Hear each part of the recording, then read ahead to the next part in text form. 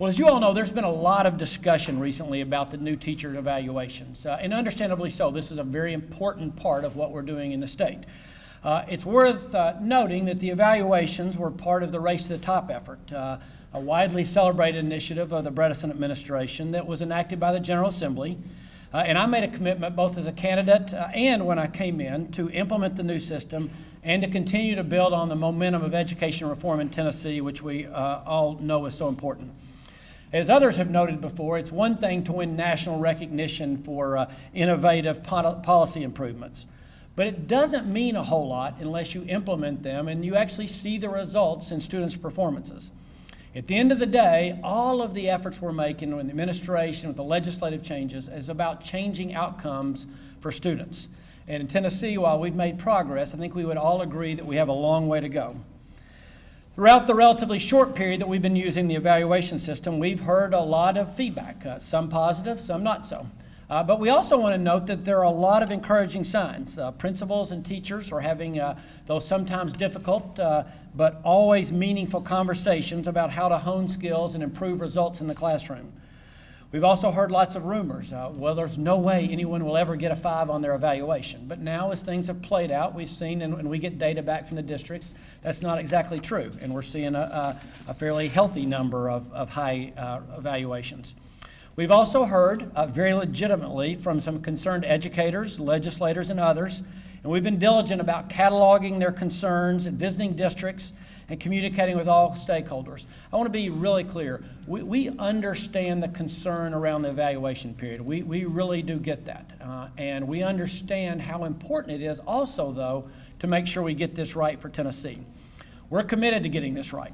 In an effort to do so, I have called for a more formal feedback process to the evaluation to be administered by an independent third party.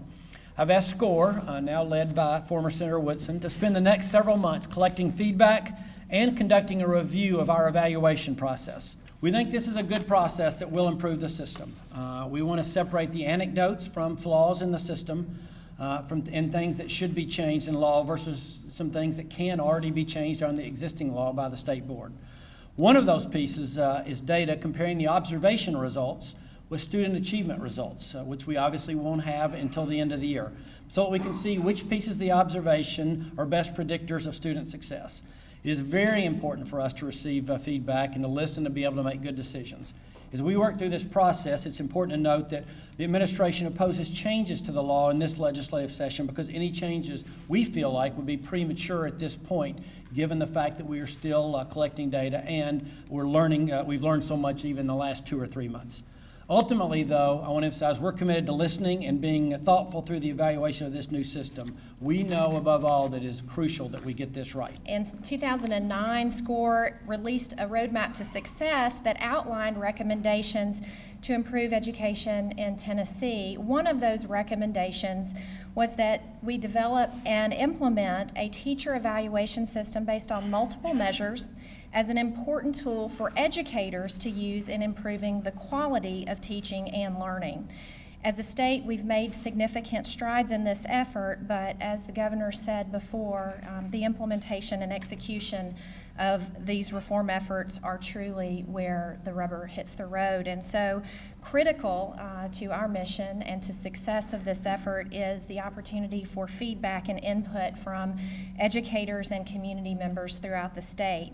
We'll hold facilitated roundtable discussions in the 9 field service regions of the state, provide online feedback options, and facilitate and convene forums with a variety of stakeholder groups.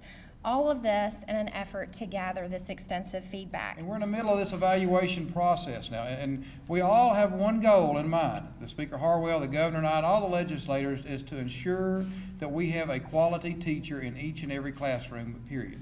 100% on board with the Governor on this, that we don't need to be backing up now, but we do need to be evaluating as we go along and make sure that we have a good product when we finish and something that we not only can be proud of here in the state of Tennessee, but may end up being a model for the whole United States. There's a great deal of support, and as legislators go out into their districts, they hear positive responses, and they also hear some legitimate concerns.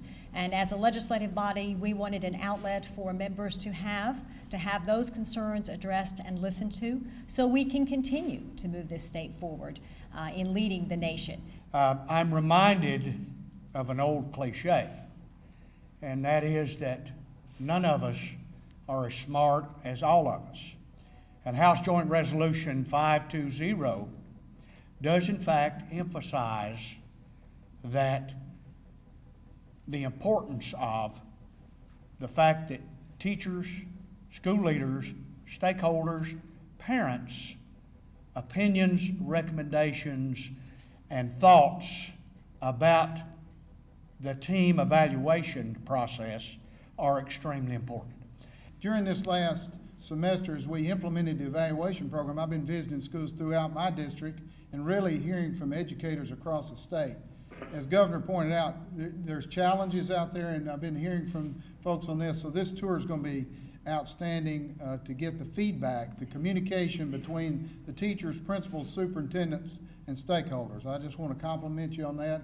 I think the process is working. As the Lieutenant Governor said, the most important thing we can do in education is have the best classroom teacher we can have. So I'm glad to be here today. Thank you, Governor, for your leadership in this, and Representative Fogarty, look forward to passing this in the Senate.